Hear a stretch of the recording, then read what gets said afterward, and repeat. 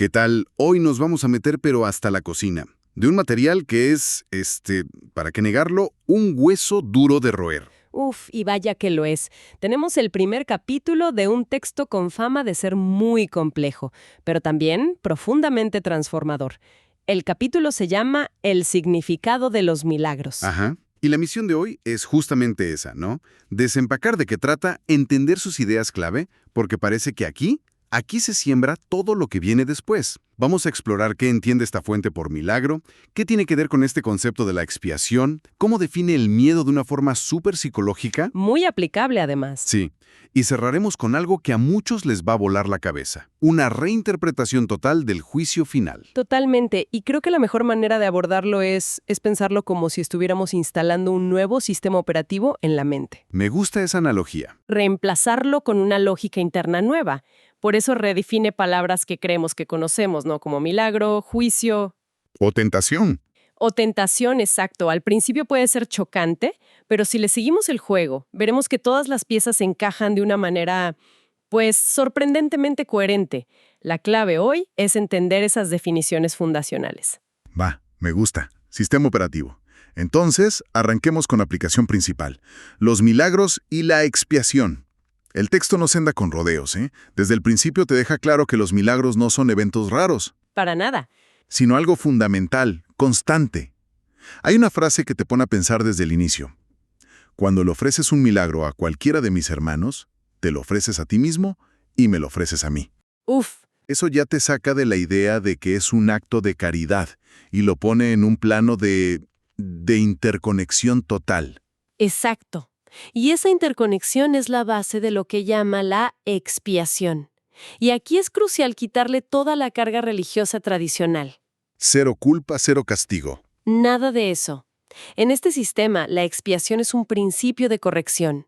La voz del texto, ese yo que nos guía, dice, yo estoy a cargo del proceso de expiación. Y su función es, y lo cito, cancelar todos los errores que de otro modo tú no podrías corregir. Ok, pero eso suena a que alguien más hace el trabajo. Ah, pero ahí está lo fascinante.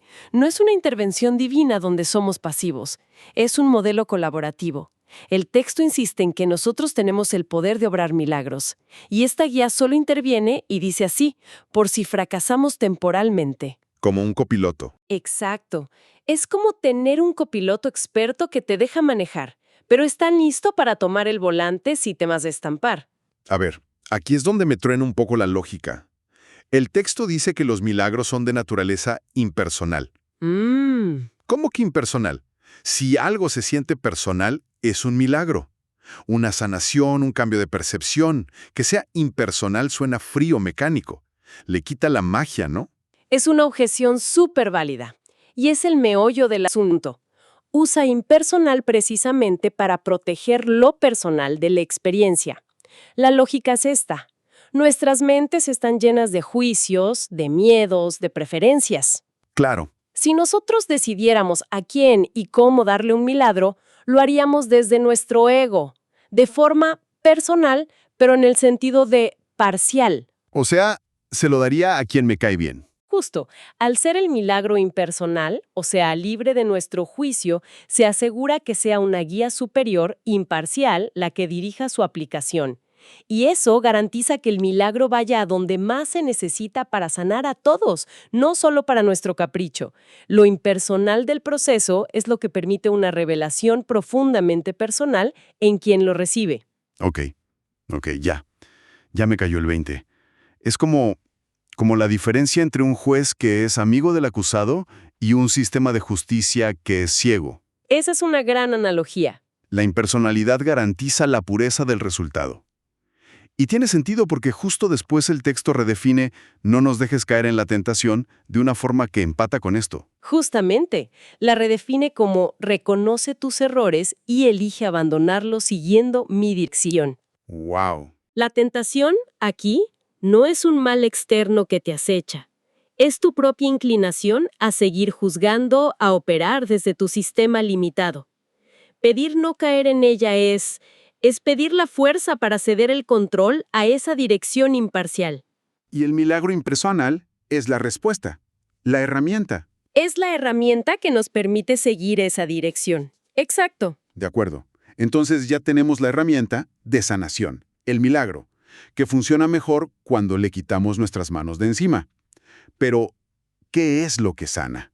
Y aquí es donde el texto introduce al gran villano de la historia, el miedo. El gran obstáculo. Y lo hace con otra frase que, de entrada, pesa 1 tonelada. Deshacer el miedo es tu responsabilidad. Suena a arréglatelas como puedas. Suena así, y si se quedara ahí sería bastante cruel, ¿no? Pero inmediatamente lo matiza de una forma muy compasiva. La responsabilidad no es enfrentarte al miedo a golpes. Eso sería inútil. Y agotador. Agotador. La responsabilidad consiste en pedir ayuda para cambiar las condiciones que lo suscitaron. No es luchar contra el síntoma, que es el miedo, sino corregir la causa. ¿Y la causa es? El texto es clarísimo, el estar dispuesto a permanecer separado. Es una postura mental, una decisión. Y en esa línea hay una definición que me parece brillante, de verdad muy práctica, muy psicológica. Dice, el miedo es siempre un signo de tensión que surge cuando hay conflicto entre lo que deseas y lo que haces. ¡Boom! ¡Boom! Eso lo saca del terreno místico y lo trae a la vida diaria. Esto me suena muchísimo a disonancia cognitiva. Es una conexión perfecta. Esa comezón mental, esa angustia que sientes cuando tus acciones y tus creencias no cuadran, ¿no? Como fumar sabiendo que te hace daño. La fuente lo identifica como la mismísima raíz del miedo. Y describe 2 maneras principales en que se manifiesta ese conflicto. La primera es cuando quieres 2 cosas opuestas. Por ejemplo, Quieres la libertad de ser emprendedor, pero también la seguridad de un sueldo fijo. Ese conflicto genera un comportamiento errático, parálisis, y eso es miedo. Y la segunda forma, más sutil, es cuando actúas como crees que debes actuar, pero en el fondo no quieres. el tengo que. El terrible tengo que. La persona que va a la reunión familiar sonriendo por fuera, pero hirviendo por dentro. El texto dice que en ambos casos, la mente y el comportamiento están en desacuerdo.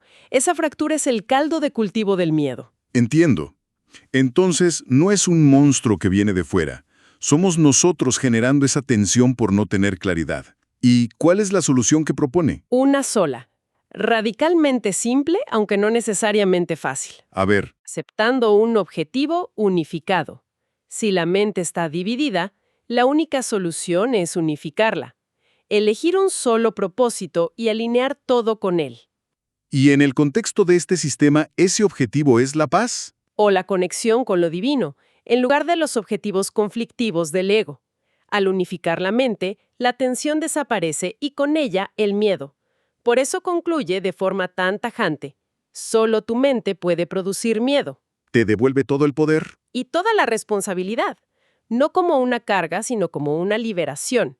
Si tú lo produces, tú puedes elegir dejar de producirlo. Ok, ya entendimos la herramienta, el milagro y el obstáculo, el miedo. Pero al final del capítulo, el texto agarró un concepto que todos conocemos y que nos aterra y lo voltea por completo. Aquí es donde la cosa se pone buena. Hablemos del juicio final. Solo decir las palabras ya evoca imágenes de fuego, catástrofes, un Dios enojado. Un Dios con una libreta apuntando pecados. Exacto. Es una de las ideas más atemorizantes de nuestra cultura. Sin duda. Y el texto lo reconoce. Dice que es una de las ideas más atemorizantes por ser mal interpretada. Y para corregirla, hace 2 aclaraciones demoledoras. A ver, Primero, juzgar, en el sentido de condenar, no es un atributo de Dios.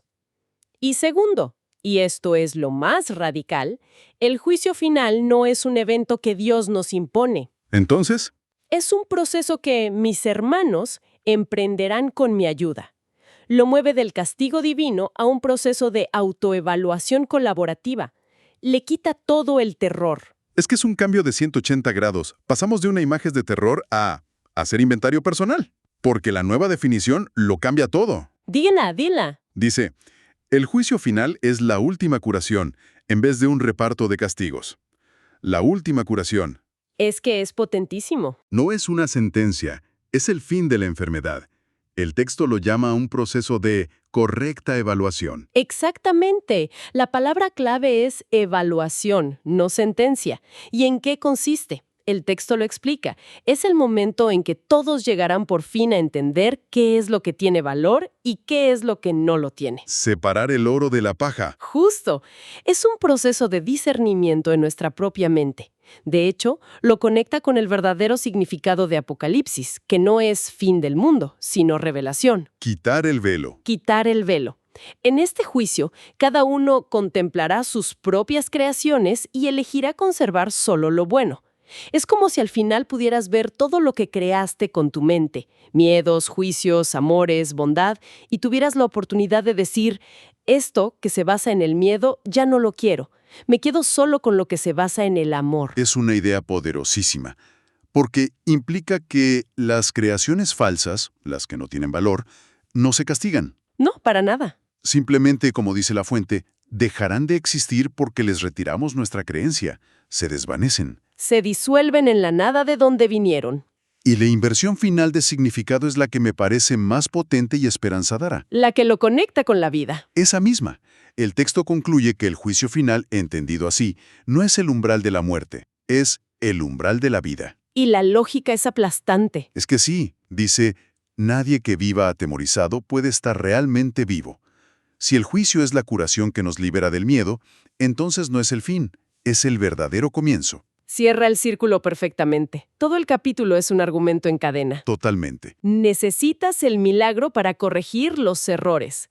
El error fundamental es la separación, que crea conflicto. Ese conflicto produce miedo, y el miedo te mantiene en un estado de no vida. ¿Y el juicio final?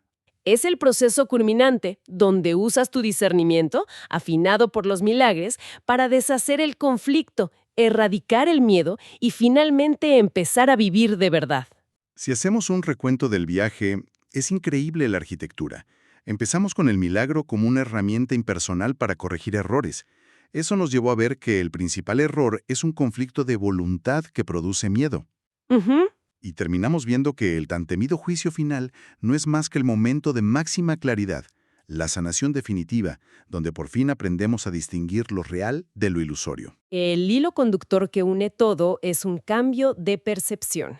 Es un movimiento constante que nos invita a pasar de la separación a la unidad, del miedo al amor, del castigo a la curación. Y el milagro es la herramienta. Es la herramienta práctica que se nos da para entrenar la mente en este nuevo sistema operativo, para hacer pequeñas evaluaciones correctas en nuestro día a día hasta que estemos listos para la final. Y justo para cerrar, quiero dejar una idea que el texto propone y que lleva todo esto al terreno práctico, a nuestra vida ahora. A ver. Dice que nuestro papel en este gran plan de corrección, en la expiación, es aplicar este juicio final, entendido como esta evaluación correcta, a todo lo que hemos fabricado con la mente, para así poder retener en la memoria únicamente lo creativo y lo bueno. Es una invitación a una autoobservación constante y, digamos, sin piedad, pero sin condena. Sin condena, esa es la clave. A ser el curador de nuestro propio museo mental. Exacto. Y eso me lleva a la pregunta final para quien nos escucha. Si aceptamos por un momento esta premisa, que el juicio no es un castigo que viene de fuera, sino en nuestra propia capacidad de discernir.